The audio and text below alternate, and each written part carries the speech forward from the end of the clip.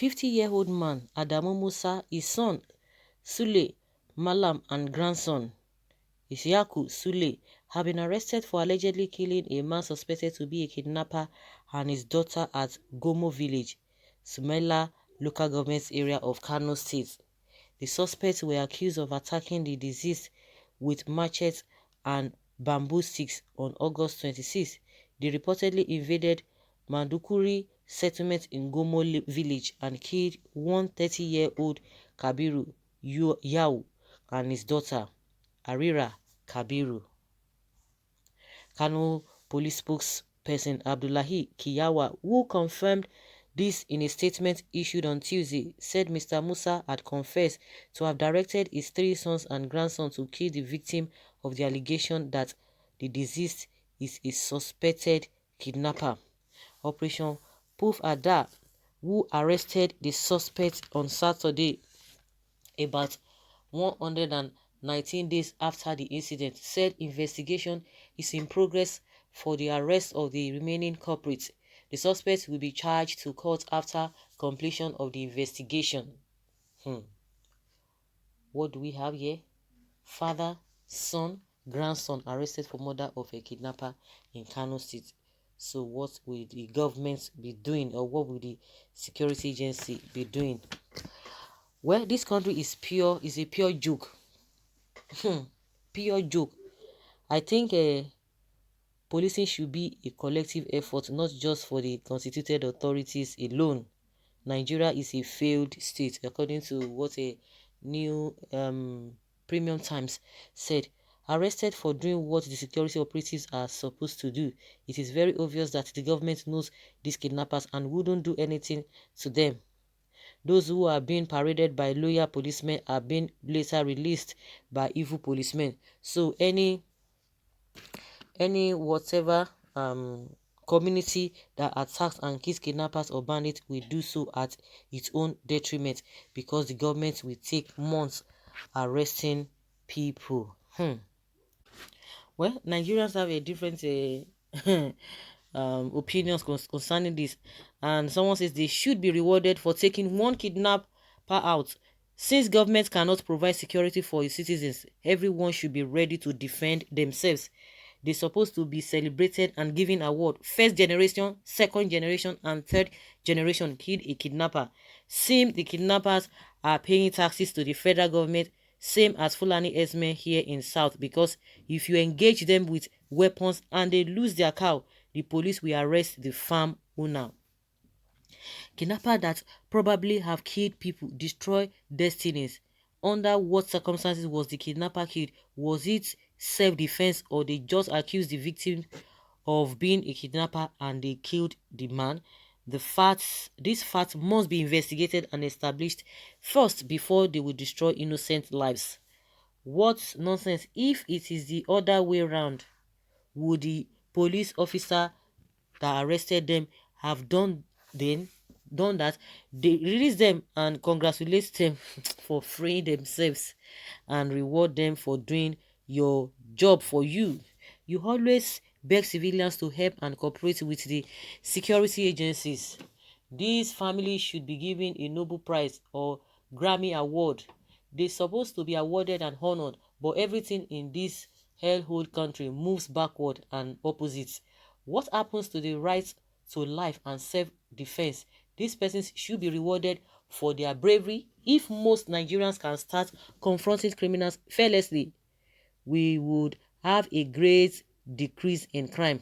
Isn't this proof that our so-called leaders are the sponsors of these evil actors who are called kidnappers? They are angered because this family killed. Okay, they are hungry because this family killed the kidnappers. No wonder. Some people tell you that Nigeria is a republic, is a banana republic. Honestly, they will just tell you that. You can imagine things are not just working well now. That's why you see things working in the opposite direction. You know, some people have the opinion that yes, they should be rewarded or they should be awarded, because if it were to be Boko Haram, they will tell you they have repented. Maybe that's what should happen to these people. Because what do you call this? Because people will tell you that does it mean anybody now you can just take anybody's life? Then you start naming or start saying their they are criminals or they are kidnappers. Because if the country is doing the right thing, we wouldn't have had all this problem. At least crimes would have reduced to the barest minimum. It would have reduced. But what do we have? Everything is done upside down. Nobody believes anybody. Even abnormalities have become normal things that we talk about.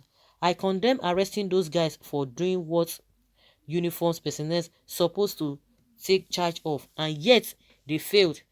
That gives mandates to criminals to continue hunting and collecting ransom from the people, from the sweat of the people. So in Nigeria, if a criminal comes to harm you, you should allow him, even if you are losing your life, to avoid useless police arrest. What is this? Police do not know their work. Instead of you to reward these heroes, they are now arresting them. Nigeria has failed. Buhari lost focus. This is what you have when government fail to protect its citizens. They take law into their hands. Government should wake up to its responsibilities. Otherwise, when people begin to take laws into their hands, it will not be funny at all. Even to the people in governments. The worst part of it is that we talk, no solution.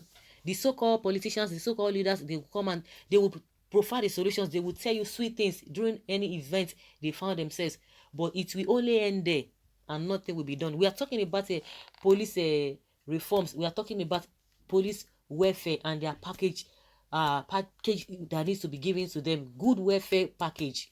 Do they do them? They will tell you, they will say it on the news of on pages of newspaper that we are going to do XYZ for our police. But the same thing year in year out, the same thing. We have about 10,000 policemen. They call them constables, whether they were newly recruited, and they've not paid them. 6 months down the line, they've not paid them, and they are working. The question is that how are they feeding themselves? Because they know the rot, they know the loopholes they've created for corruption to thrive, and they will just look the other way so that they themselves will continue in their own way, because they are doing it in a bigger level, while the ones behind them are doing it in the smaller level. At the end of the day, it will come back to haunt the masses. That is why you see that most of the time, not that they are not aware, but because they are catching big fishes, so they will allow the smaller ones to catch small fishes, which it will come back to the people, and it will eventually haunt them as themselves as well. But most of the time, it doesn't affect them most. It doesn't affect them in the actual sense. And that's why you see that the problems are piling up every now and then. The problems are there, piling up. It's unfortunate, really unfortunate, really unfortunate. What do we call this? If the government and the security agencies are doing their job, it's nothing. We will not have all of these things.